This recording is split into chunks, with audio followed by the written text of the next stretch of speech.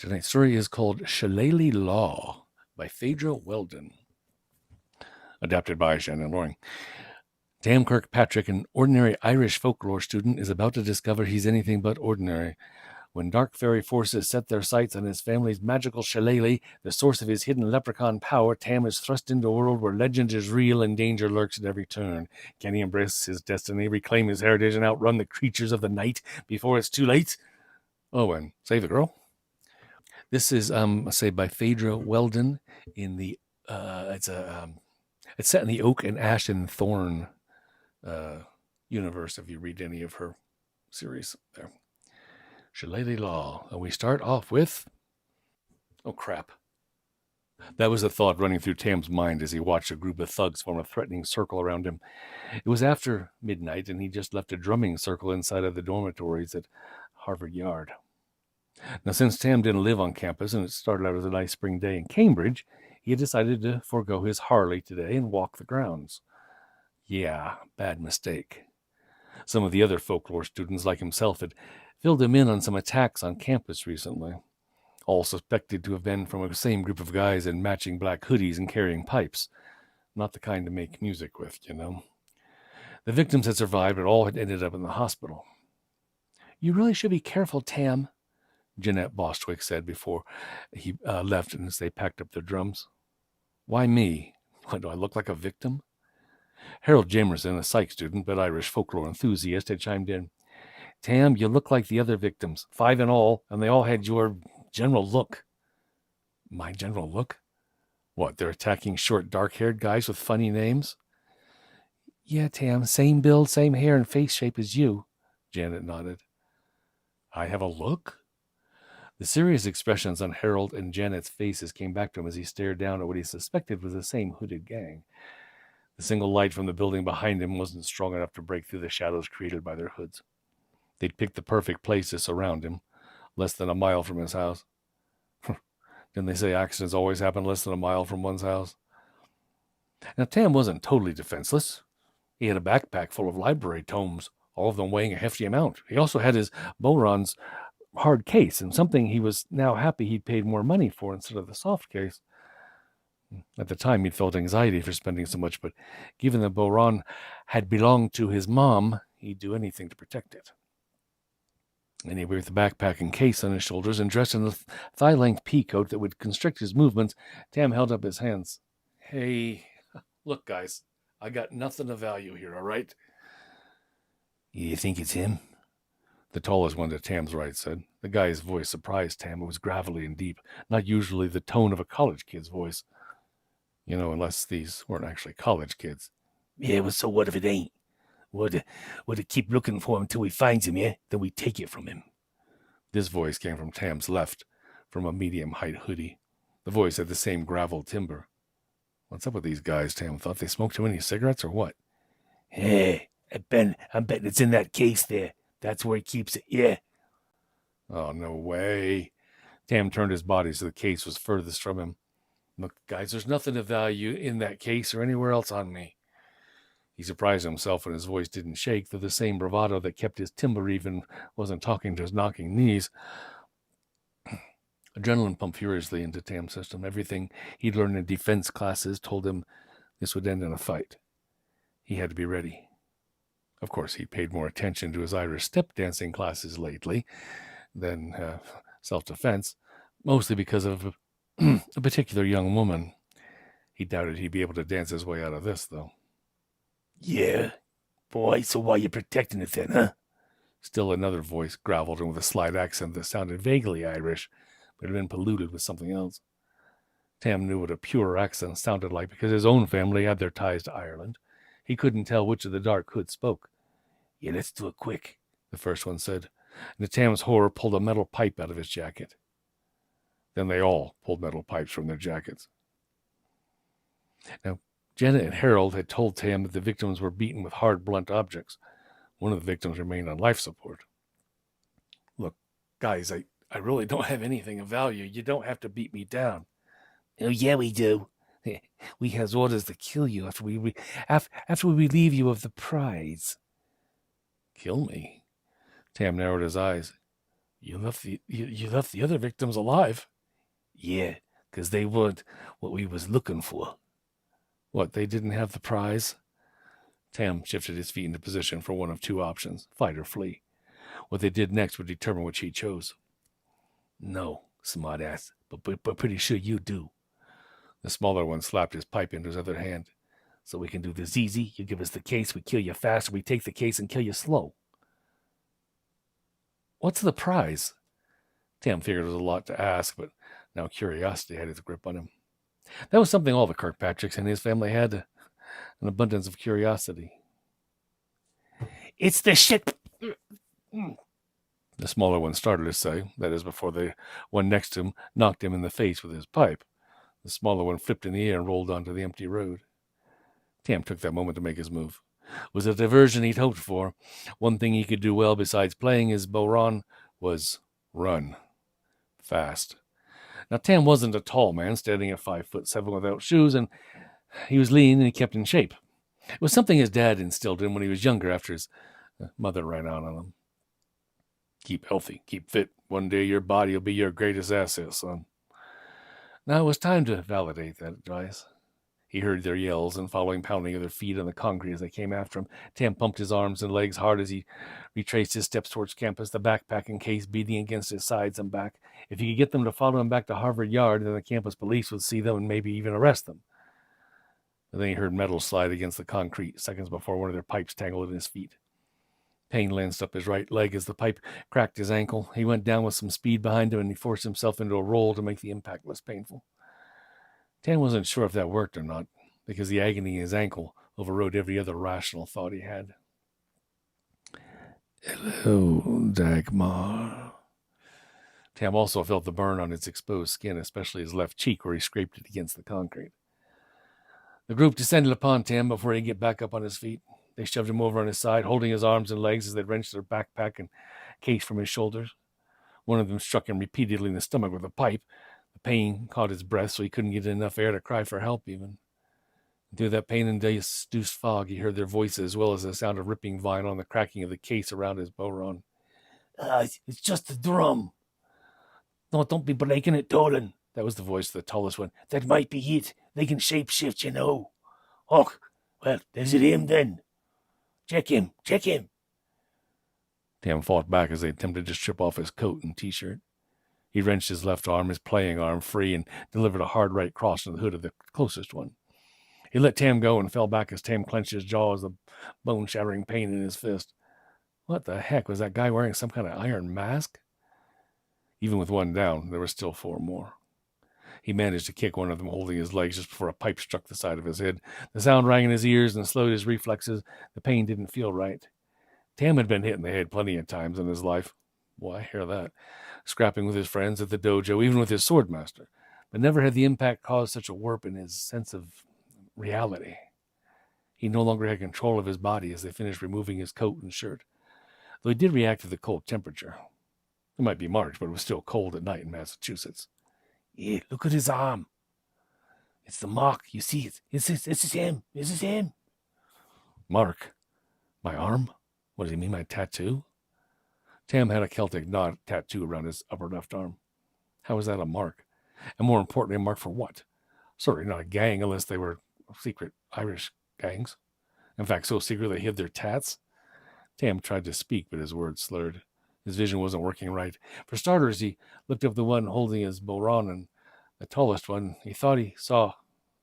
No, it wasn't possible. The guy's hood was back and his head...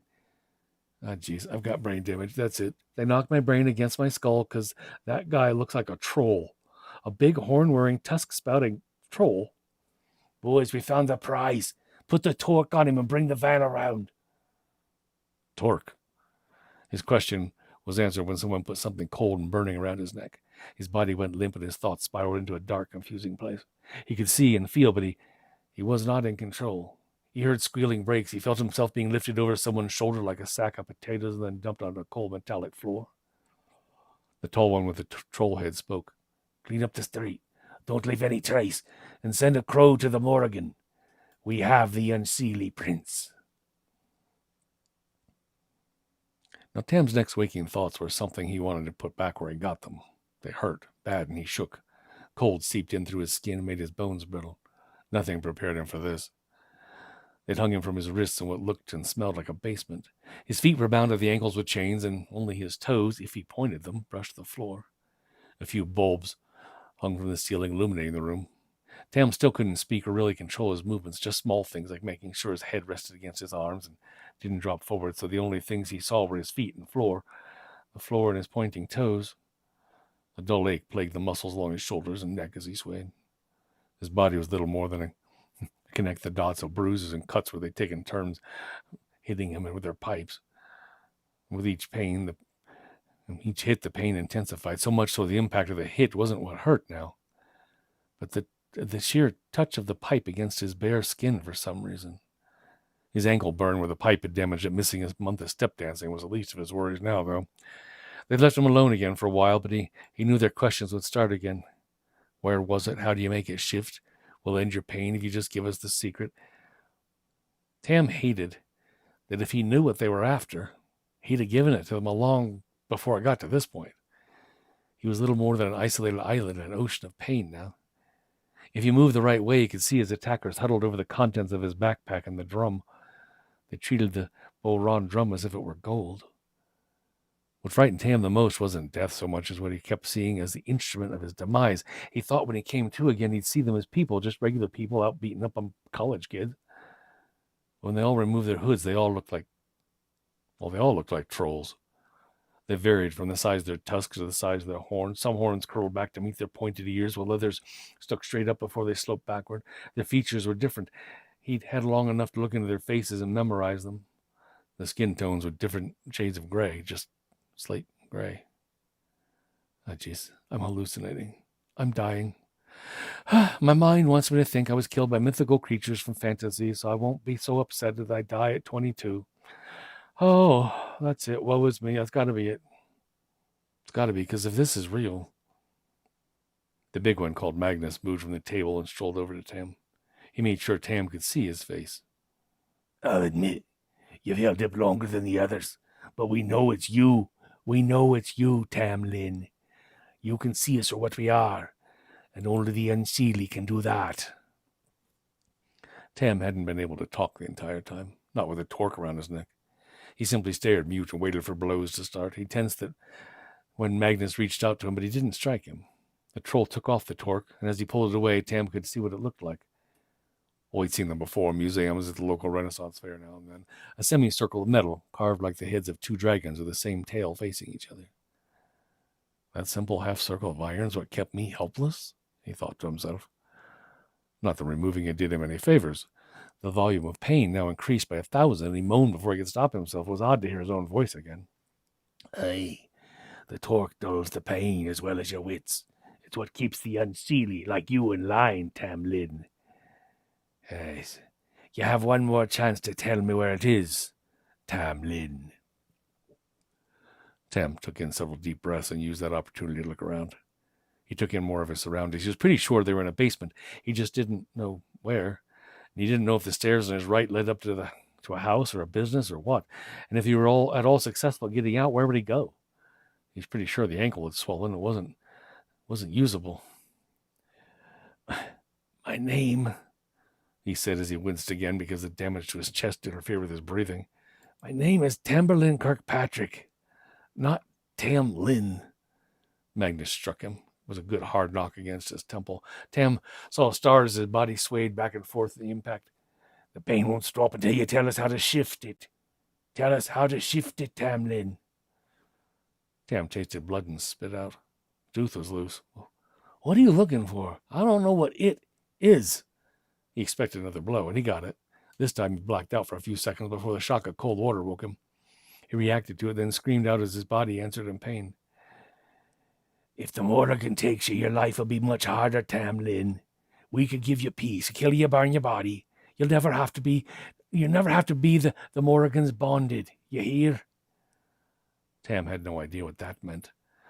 He'd heard them talk about this Morrigan, and he knew the name from folklore, but well, that's what she was, a myth.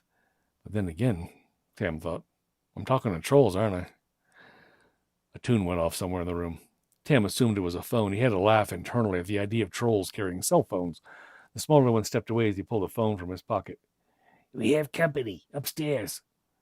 Ignore them, Magnus said. Toland answered. Better turn them away to defeat your insistence, yeah? Magnus gave him a harsh growl. Then go turn them away, and take Poot with you.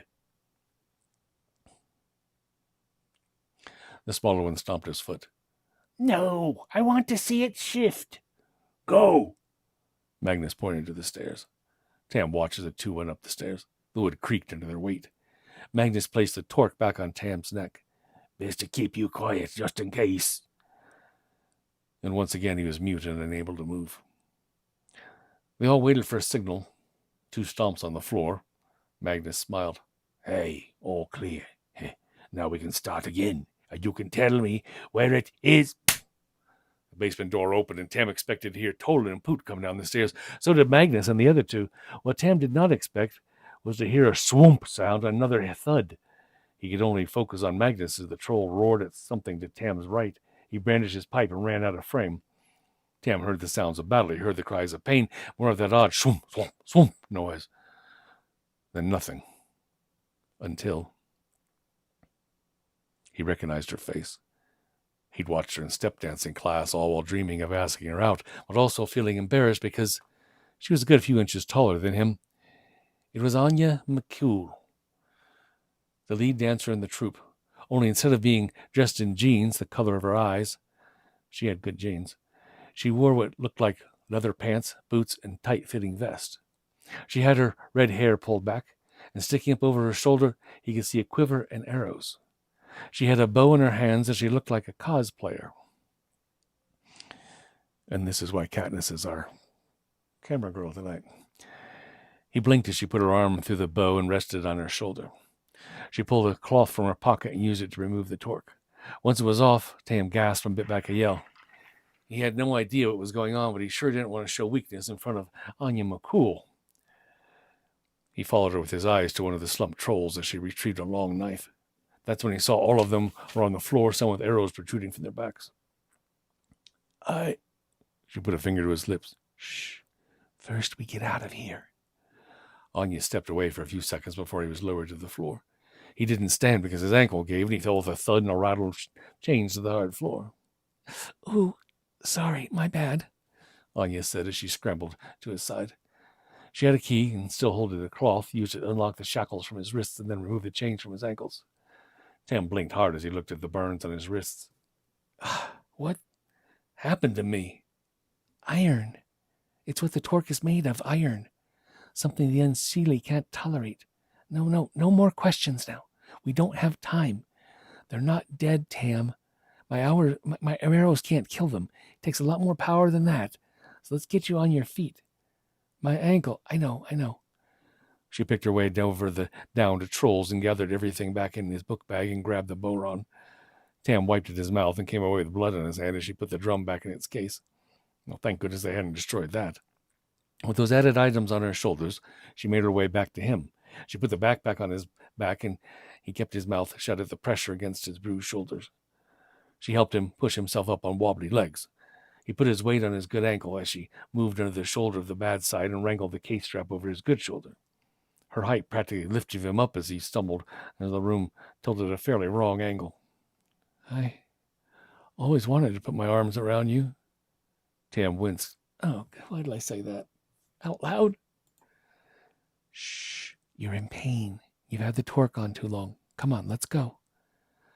But how? I'll explain everything. Please, Tam, we have to go. I have the element of surprise, but if we linger and they wake up... She did have to tell him twice. He took in a deep breath, moaned at the pain in his chest, but worked with her to get up to the steps. They emerged in a hallway, and he looked to his right. He saw 2 doors that said ladies and gentlemen. Beyond them was another door, but Anya led him in the opposite direction to a larger door, an exterior door. They pushed it open together and stepped out into the cool night air. Shivering, he tried to move with her down a sidewalk. He looked back to see if they'd been in... Well, he had no idea where he was in, but it wasn't in Cambridge. A very, very loud roar stopped them both. Uh-oh, Anya said. I'd hoped they'd stay out longer, but that Magnus is a strong one. You know him? Well, I know of him. I need you to move to my back. What? She stepped out from under his shoulders, and then she presented her back to Tam and knelt down. Put your arms around my neck. I'm not sure if... Swallow that human pride and do it. So he did it, the muscles on his shoulders screaming the whole time. Instantly, something shifted, and it wasn't him. His dizziness increased, and he almost let go until a voice in his mind said, Hold on. That's when he realized he wasn't on Anya's back anymore, but astride a huge red mare. It turned its head to look at him and snort, and he grabbed hold of her mane. Seconds before the door to the building slammed open and Magnus appeared, and the horse took off.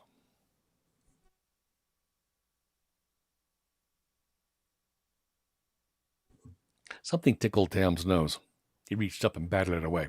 But whatever it was persistent. Stop it, he muttered as he rolled over and buried his head in the sheets. Just let me sleep. Just let me sleep. Oh. You've been asleep for 3 days, came a sort of familiar voice. I think it's time you woke. Wait, what, 3 days? He opened his eyes again and looked at the sheets. They were blue and dirty and not his. He turned back to his right and looked up at the ceiling. Definitely wasn't his room unless he lived in a trailer. His uncle, Boggs, lived in a trailer, so he was intimately familiar with what they looked like. In fact, that ceiling looked a lot like his uncle's trailer. Tam snapped his head to the right and stared up into the grisly face of Uncle Boggs. What the? I said. Boggs held up the feather he'd been teasing under Tam's nose. He spoke in his old diluted accent. It's time you got up, boyo. So, where? Tam pushed himself up, then stopped. Ow! He said as a rush of air in his body protested the sudden movement. Oi, you're going to be a bit sore, laddie, but you've got your mum's genes and your dad's intense tenacity, eh? You've healed up nicely. My what? Tam stared up at his uncle's face. He hadn't seen the man in, 10 years? And he looked exactly the same. What did I... And then Tam looked down at himself. He was pretty much nude, except for the occasional bandage covered in just brown-stained blue sheets. Well, let's take this a bit slower, shall we? Boggs let the feather fall to the bed, and Tam picked it up. It was black with an iridescent sheen. That's a crow's feather. Boggs pulled up a chair and sat in it as he crossed his legs and his arms. I'm afraid there's bad news to be had with that feather. A crow? Tam turned the feather between his legs. Bad news? Take a minute now. Your memory will catch up in a second or two. But while it's reboot and have this. Boggs turned and lifted one of his sturdy mugs from the nightstand. This is the best thing for what ails you. What is it? Tam set the feather aside and took the mug. He remembered these mugs from his childhood, and he remembered his uncle drinking some crazy stuff from it. That isn't your old grog, is it? I see your memory's on the mend. Good. Never know when it comes to fairly healings. But we leprechauns, he beat on his chest. We got stamina. Makes us hardy folk. Staring into the amber liquid, Tam processed his uncle's words. At first, they didn't make any sense, but as he watched the liquid swirl and move, he remembered everything. Unfortunately, he sloshed the mug as he yanked the sheet up to look at his ankle.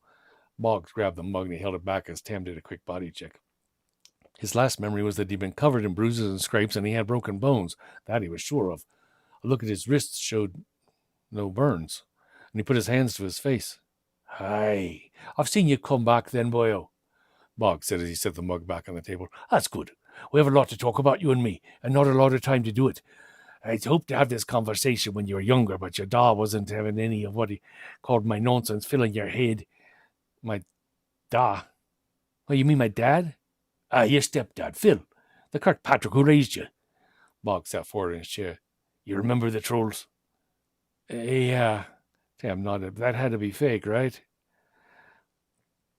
I couldn't have seen real trolls. Do you remember how you got out of that place? He did. One of the girls from my step dancing. Tam stared and wide-eyed at Boggs. She had a bow and arrows. She turned into a horse. Aye, that she did. Because she's a puka with some lineage from Epona herself, I believe. No telling where she gets the red hair from, though. Oh, what? Dang, child. I thought you were a student of folklore. The protectors of Lynn. They're the soldiers that guard the lineage. Boggs pursed his thick lips and his mustache poked out like bristles. This is going to be a lot harder than I thought. Do you not remember anything from your mother? I can't even remember my mother. I barely remember you. Tam ran his fingers through his hair. So you can tell me right now, Boggs, was Mom crazy? You said I had her genes, so crazy is in our family, right? Because you just sounded like you believe trolls are real. Boggs didn't say anything for a few seconds. Then he stood and walked across the room. The floor creaked and the trailer swayed as it always did with his uncle's weight. Boggs returned with a mirror and held it up to Tam. Take a look at yourself, boyo. There's a spell that covers this world, one that prevents us from being seen by the regular folk, you know. I think with what you've just gone through, or perhaps the wearing of the torque, your fairy sight has finally broken through that spell. It allowed you to see the trolls for what they are, and I'm sure you'll be able to see yourself now for what you are too. What are you talking about? Boggs nodded to the mirror. Have a look. I think they're more fitching, but you're going to have to learn basic glamour if you want to go back in the waking world. Tam glanced at himself in the mirror just to check for bruising. He was pretty sure he'd suffered a busted lip and a broken nose, too. His face was bruised. There was no getting around that, and a closer look at his neck exposed a light ring around part of it. And that's what that torque thing had been. Then he looked at his cheek. And then he saw them. Sticking up out of his hair, with his jaw hanging open, Tam reached up and traced the points of his ears to make sure they were real. What did you do to me? Oh, I didn't do anything to you, boyo. That was your bum and daw. My ears! He checked the other one. And other than that, he looked fine. In fact, given the beating he'd taken, I'm healed. I'm not even bruised. He touched his nose. It's not broken. As I said, we have a hearty constitution, and since you are given time, and this is your first generation, all's well. But like I said, your true nature's peeking through, True nature? Tam dropped the mirror and pushed back. He blinked at Boggs. What am I? You said a leprechaun? Half leprechaun. Because your real daw was human. Your mother is the daughter of the former king of the leprechauns, Seamus Lynn. Unfortunately, you being an unseelie didn't sit too well now. So now you're here. And your mum was here, coming to stay with your da, who was human. Unseelie? Wait a minute. Tam put his hands on his face. Like you said, I'm a folklore student at Harvard, and I know what unseelie means, and I'm not an evil fairy. Evil. When he finished, he slapped his knees. No. You know that. And that's not what unseelie is, boyo. The seelie are the pure blood, complete in all fairy, like myself. But the hybrids, the halfsies, like you're the unseelie. Well, that's... And here Tam wanted to say ridiculous. But he realized all too quick his idea of ridiculous had now gone through a shocking shift of perspective. I'm a leprechaun. Aye, you're a leprechaun? Aye, but we're not 3 feet tall, the red hair, the green zood. He closed his eyes with a long, frustrated sigh. He was thinking of the stereotype, the image, and the cultural identification that kept the idea of leprechauns in the realm of fiction and fairy tale. What he saw in the mirror was based on the reality. That's what they call a red herring, isn't it? The short, fat, red-haired man dressed in green with big buckled shoes? Aye. Oh, but don't feel too bad there, Tom. That's the way we want it, you know. Boggs stood, grabbed a stack of clothing, and tossed it at Tam. Get dressed, boyo. You know what everything is. And drink that mug. It'll finish the healing and clear your head. Anya should be back in a minute. Tam caught the clothing and waited until Boggs had shut the door. He started to bound out of bed and stopped, remembering his ankle. Looking down, he couldn't see any damage, and when he stood, it didn't even hurt. He slipped on a good pair of jeans and a t-shirt, but not the dark green hoodie. These were his clothes, so someone went to his house to get them. He sniffed the mug, then he downed it all at once. It was both bitter and sweet and left the aftertaste of bark in the back of his throat. Tam meandered through the stacks of things his Uncle Boggs liked to collect in the kitchen and the other end of the trailer. Map them, if you will. Boggs motioned for him to sit at the table and set a plate of his famous heart-stopping fried breakfast in front of him. Eggs, sausage, bacon, hash browns, and a cup of black coffee. Oh, great, now I'm hungry. Tam devoured it as fast as he could, not stopping to breathe or even talk, as Boggs leaned against the counter. When Tam finished, he smiled. Huh, I really needed that. Oh, you did. You've been out of the world for nearly a week. Out of the world? Off the grid, yeah, not in world, Boggs came forward and sat at the table with his own mug. You'd been missing for 2 days when Anya tracked you down. And you've been here for 3. That's 5 days and no one's seen you. You've been on the news, boyo. Luckily, I let your stepdad know you're with me. You'd been attacked by thugs and I came in to help. That way he didn't cut his trip short, Figured while this mess went on, it was best he stay out of town anyway. 5 days. Tam sipped his rolling coffee. Sipped his coffee and he thought back over the experience in the basement. The trolls. They really were trolls. Aye, they really were trolls. I don't understand what it was they did to me. I mean, they put that thing on my neck, called it a torque, but I've read about those. Forget what you've read. Use that knowledge only as a reference, Tam. A torque is what the Morrigan uses against the Unseelie, because you have Faery blood and yours is particularly strong. The iron needle won't kill you immediately like it did on you, or it would on you, or myself. For you, it lingers and keeps you in a fugue state, if you will, not living nor dying, in constant pain and willing to do anything the one who places it on you wants you to do. Tam rotated his coffee cup on the table. You just said a whole lot of stuff that didn't make much sense, Boggs. When you say the Morrigan, you mean, aye, exact one you've probably read about in your books. She's been the Queen of Faery for several hundred years now, but only in the past 100 or so was she able to gain the control of the Unseelie court. Well, why? If they're not evil like you say and just hybrids, why try to control them? Why come after me just because I'm a half-breed? Boggs moved his mug out of the way.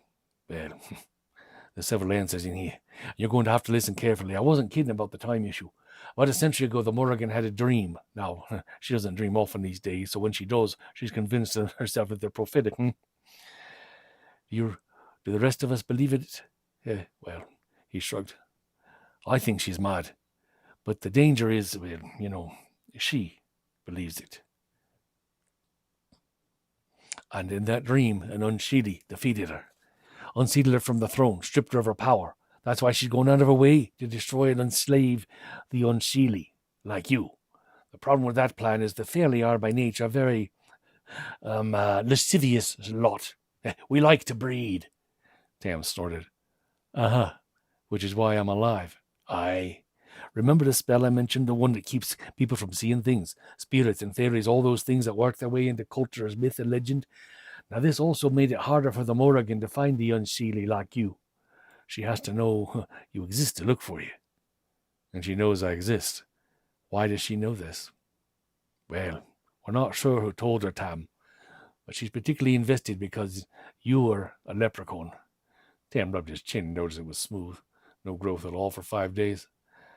I'm not following. I never thought or read of the leprechaun being that important in the fairy world. Of course not. We'd like to keep it that way. Tam, we're the descendants of the Tohide Danan. We have power and abilities the Morrigan don't. We're also mortal enemies. He pointed at Tam. And you have something no other leprechaun still possesses, and she wants it. What, a pot of gold? He laughed and he stopped when he noticed Boggs wasn't laughing. No way. Are you serious? I have a pot of gold? Ugh, Tam, think with your heart, and not that learned rot. What is it that a leprechaun possesses that no other myth does? Besides the gold.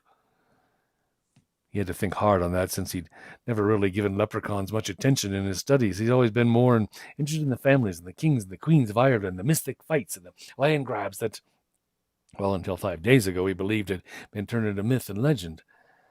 Tam thought back to the basement, the trolls demanding he make it shift. They thought his bodhrán was something important. Well, it's not my drum.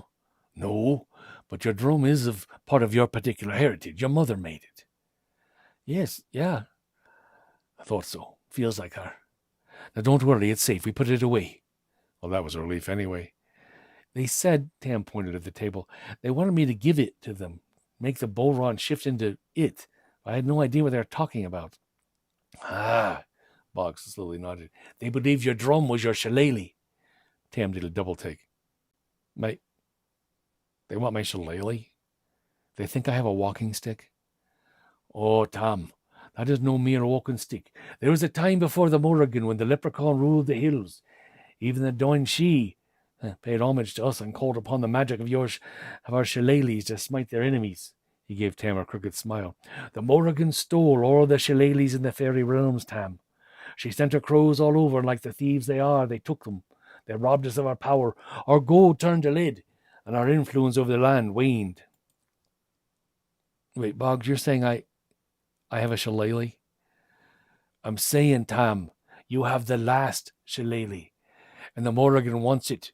We have to find it before she finds you and kills you, or your hope of survival, and ours, is lost.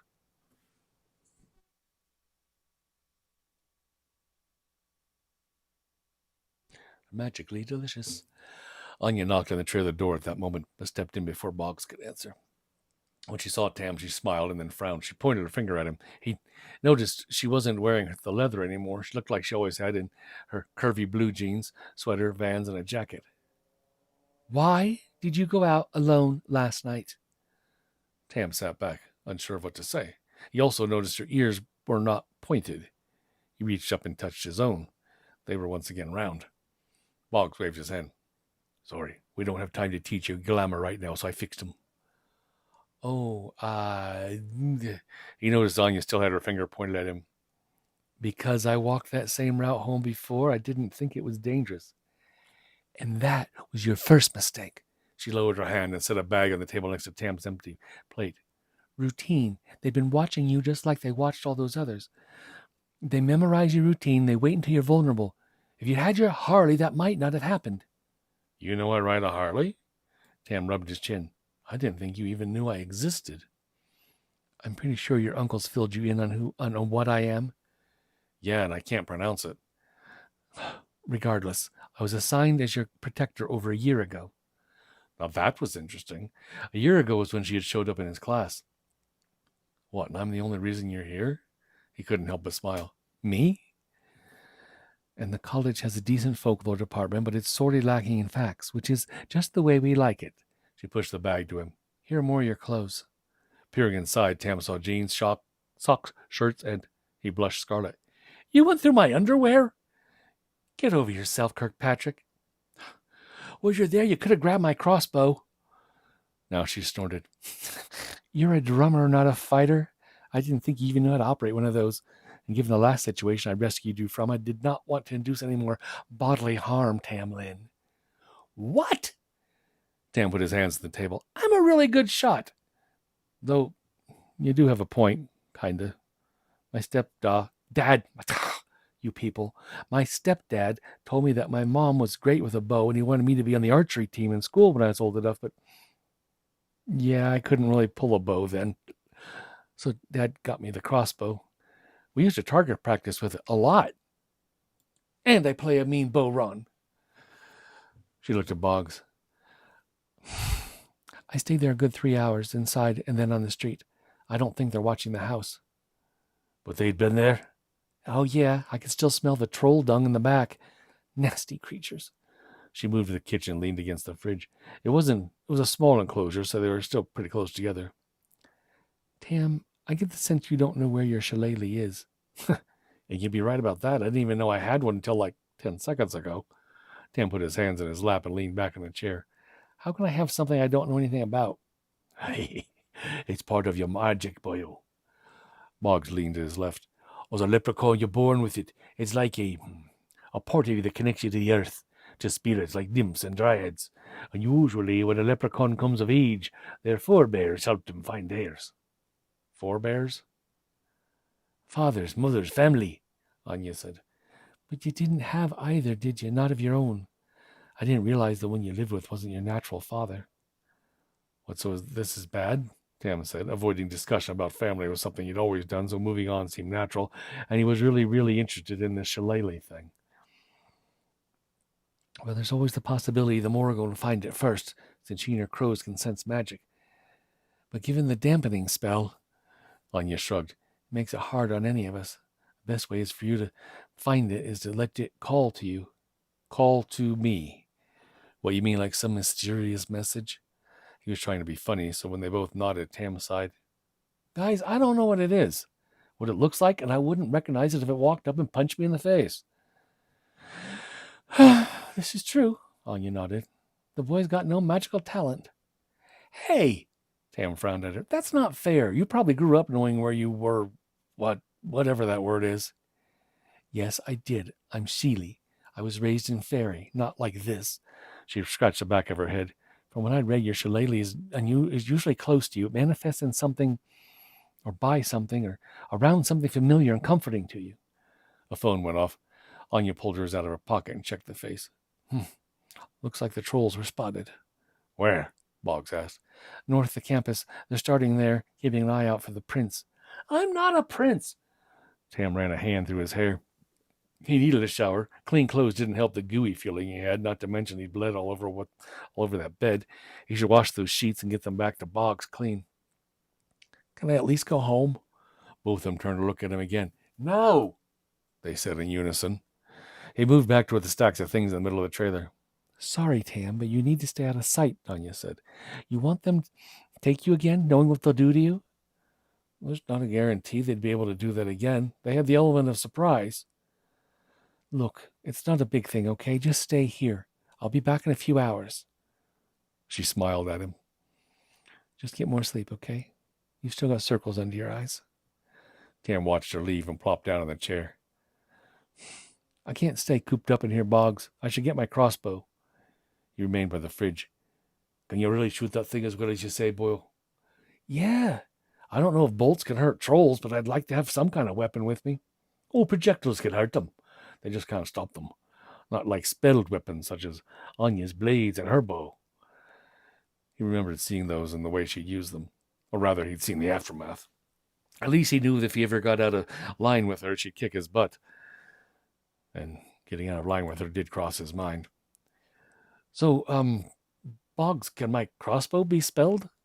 Well, probably not. Too much iron, I'm thinking. Not like a longbow. Boggs narrowed his eyes at Tam.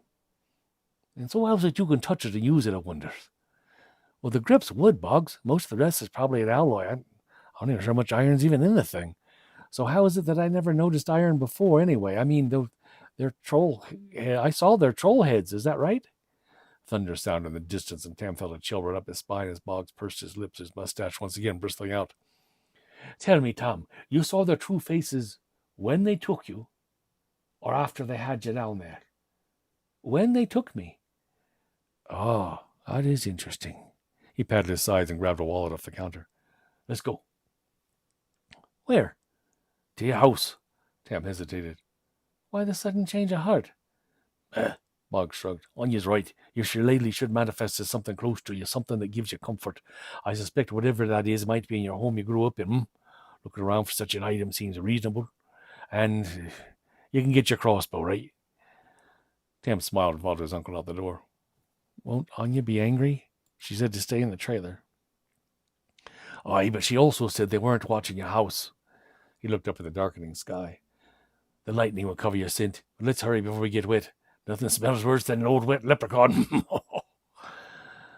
They took the train to Cambridge, and they walked the 2 blocks from the station to the house where Tam lived with his stepdad. It looked like every other 2-story house on the road, close beside its neighbor and painted beige with a screened-in front porch.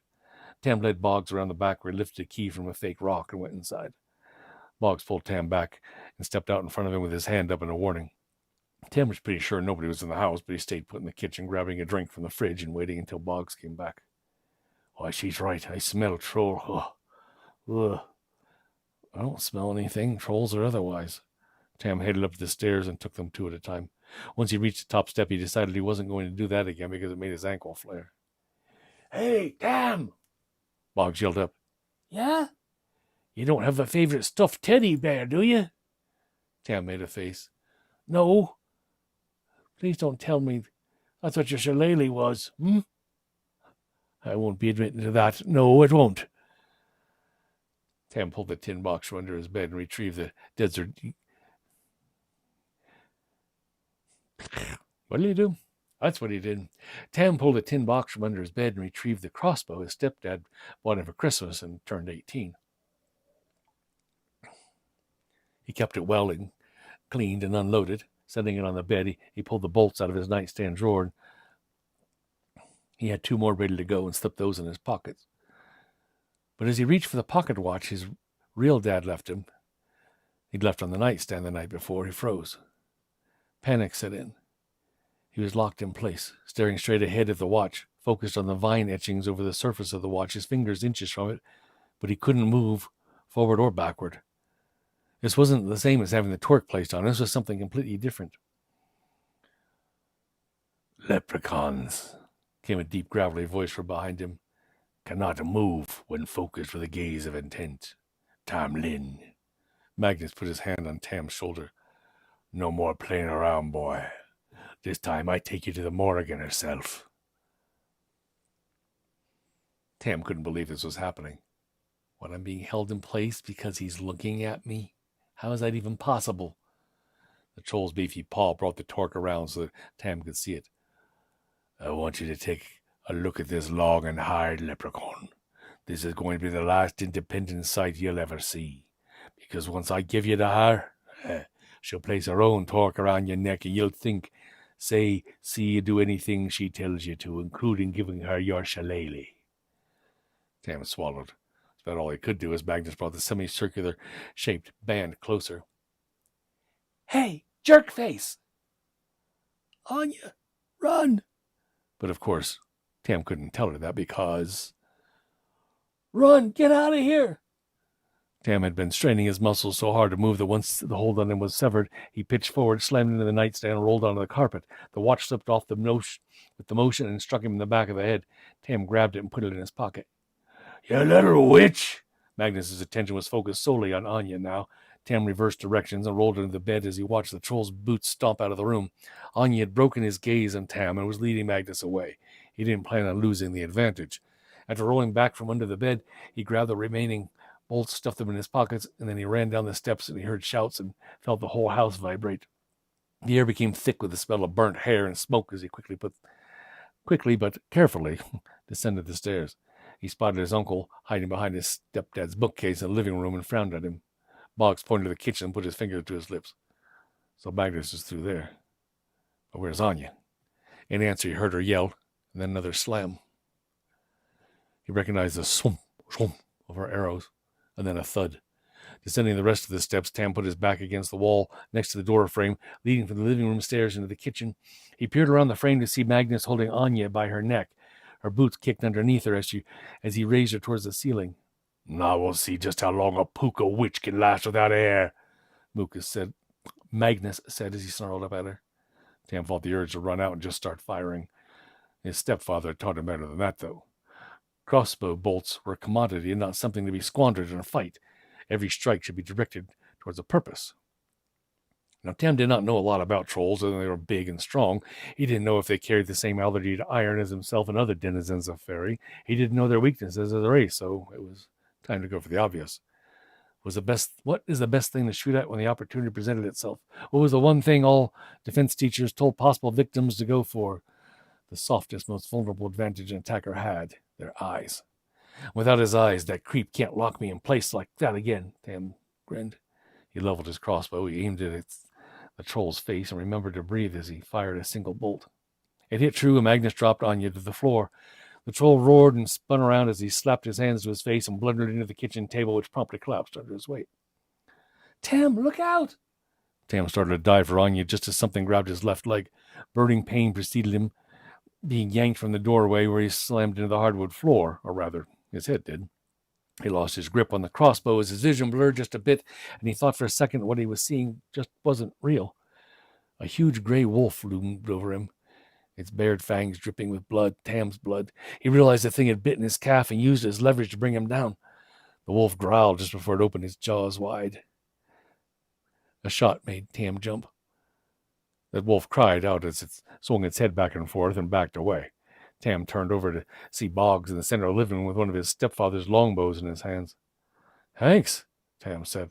Tam, duck! Tam was already on the floor, so he brought his head down and covered it with the back of his hands. He felt the air over him move as another arrow flew over and a second wolf collapsed in a cloud of dust in the hallway beside him. He lifted his head to take a look. It's time to get out of here, he thought. He pushed himself up and would have collapsed back down when his legs gave, but Boggs was there helping him up. Tam looked down to see. Oh, wow. Boggs, I thought Irish werewolves were protectors, too. Aye, laddie. Werewolves are protectors, but these are Fenris wolves. You just have to catch them before they... Look out! Anya's voice shattered the brief respite. Another wolf bounded out of the back into the hall toward Tam and Boggs. It was moving too fast for Boggs to reload and take aim.